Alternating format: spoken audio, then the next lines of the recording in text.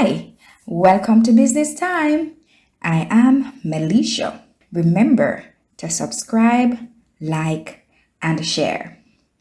Today, I am going to try and help you with the Entrepreneurship Unit 1 SBA. So I just want to share with you my understanding of the SBA so far, and I'm hoping that you will indeed benefit from it. So the Entrepreneurship Unit 1 SBA, you are to interview an entrepreneur and produce a written case study report. You will also need to do an oral presentation, but I will be focusing on the written report. Remember now that the SBA must not be more than 1,500 words, but the bibliography, charts, graphs, tables, pictures, references, and appendices are not included in the word count. A very important thing to take note of is that the SBA is worth 60% of your exam grade, of your total exam grade. So in other words, your paper 2 and your paper 1 is just worth 40%. So you have to make sure that you do your SBA well. Based on the mark scheme, there are several things that you must take note of. So the first thing on the mark scheme is the aim and objectives. You must come up with an aim and at least 2 objectives. Here are some things that you need to take note of. You need to make sure that these objectives are clear and are relevant to the topic that you're focusing on. You must also make sure to select an appropriate verb for objectives, and you're going to see that in the example that I'm going to show you. Remember, you need to have an objective for each module. Also, make sure that you clearly show the aim and objectives separately. So you can have a separate heading, you have the aim and you write what the aim is, and then you have a heading, the objectives, and you list 2 to 3 objectives. But I suggest you do 3 objectives because the Unit 1 has 3 modules and you need an objective for each module. So here's an example of an aim that you could have. To investigate the characteristics of Miss Price, the entrepreneur, the opportunities identified to start the business, and how her use of creativity and innovation led to the successful running of the business. So one of the things that I realized that with the aim, you will see a little section from each module, right? So for module 1, you see the characteristics there coming out from module 1 because that's covered in module 1. In module 2, you will see the opportunities identified. So remember that topic is covered in module 2. For module 3, it's all about creativity and innovation. So you want to kind of and also make sure that your aim is like one statement. Well, it's going to be a long statement, but a statement. You don't really want to list anything. Now, for the objectives, here are some examples of your objectives. Now, you had mentioned characteristics in the aim. So, to discover the characteristics of the entrepreneur.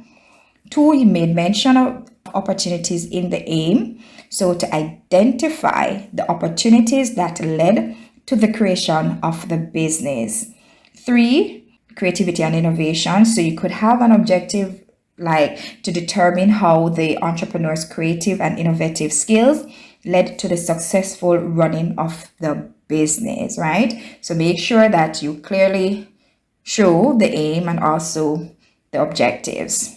So you are to make sure that the methods used are clearly stated and you must give clear reasons why those methods were chosen. In other words, you are to justify why you use those methods. Make reference to the type of primary and second sources you used, right? Make mention that it is a qualitative approach or research you are doing. This approach will be used because you are doing an interview, right? So give definition for the methods you are using. Also to justify or give reason why you're doing an interview. You're given reason why you're using the primary and secondary sources. A key thing here Remember to cite all your sources. You can cite the sources using the APA format or whatever format is recommended by your teacher.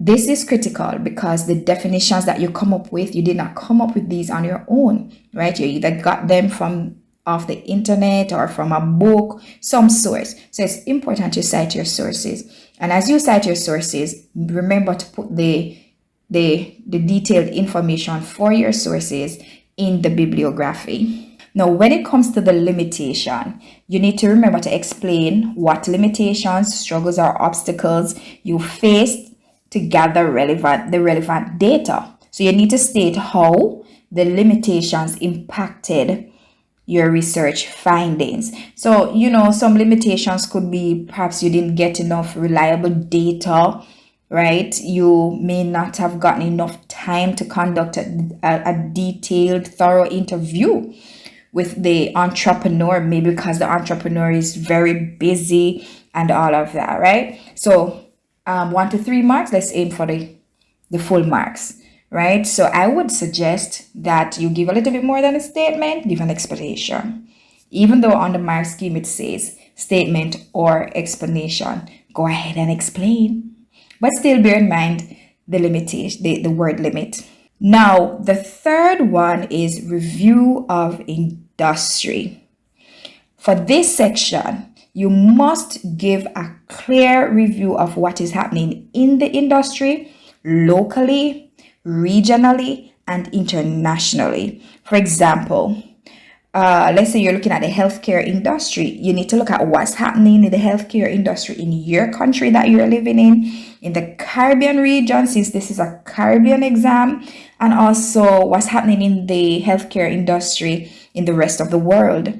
It is also good to include some amount of statistics where possible. This section is also the best place to put at least, graphs, tables, charts, or diagrams, because you get marks for having these, right? So, but you don't just put down random graphs or tables or charts, but you have to ensure that the information in these charts, tables are related to your research, to the industry that you are writing on.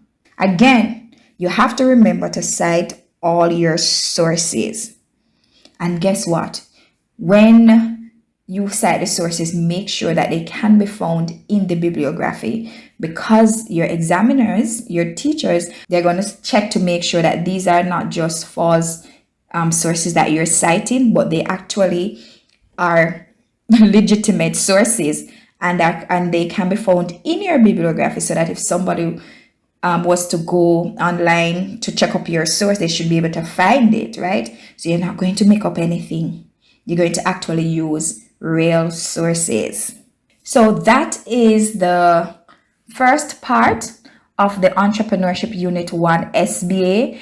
And I will be looking at part 2 in another video. Make sure that you click that notification bell so that you can be aware when I upload the second part to this SBA, right? If you've not yet subscribed, please do subscribe, like the video, and also remember to share with somebody you know will benefit. Okay? Hope you learned something. See you next time.